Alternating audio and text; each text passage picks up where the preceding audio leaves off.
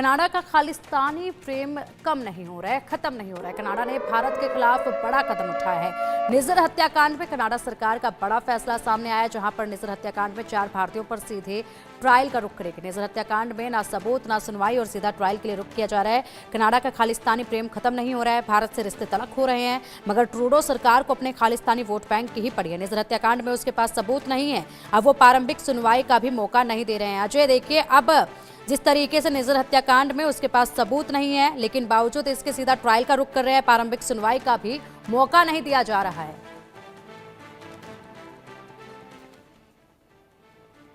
बिल्कुल, जो निजर हत्याकांड में विवाद बना था और दोनों देशों के बीच में तल्खियां बढ़ी थी, उसमें अब निजर हत्याकांड में जो है वो सीधे जो है वो ट्रायल शुरू होने वाला है। जो जानकारी है उसके मुताबिक जो 4 लोग हैं निजर हत्या मामले में, उन पर जो है वो केस मामला जो है वो चलने वाला है। और इसी को लेकर जो है कहीं ना कहीं चर्चाएं अब तेज़ हैं। कनाडा ने बात किया है कि मई 2024 में जो हुआ था उसके बाद से जो कार्रवाई है वो शुरू होने वाली है, जिसमें करणप्रीत सिंह, कमलप्रीत सिंह और एक करण बरार जो है उनको जो है बताया गया था कि, और उनके साथ साथ एक हरदीप निज्जर मामले में उनको जो है वो आरोपी बताया गया था। उन पर अब कार्रवाई शुरू होने वाली है और सीधे बताता है कि किस तरीके से कनाडा जो है वो इस चीज़ को नहीं देख रहा है कि आखिर किसी भी मामले में जब आप मामला चलाते हैं तो कहीं ना कहीं हर किसी को हर किसी के साथ जस्टिस हो, उनको जो है मौका दिया जाता है, मगर सीधे ट्रायल शुरू करने का मकसद साफ दिखता है कि कहीं ना कहीं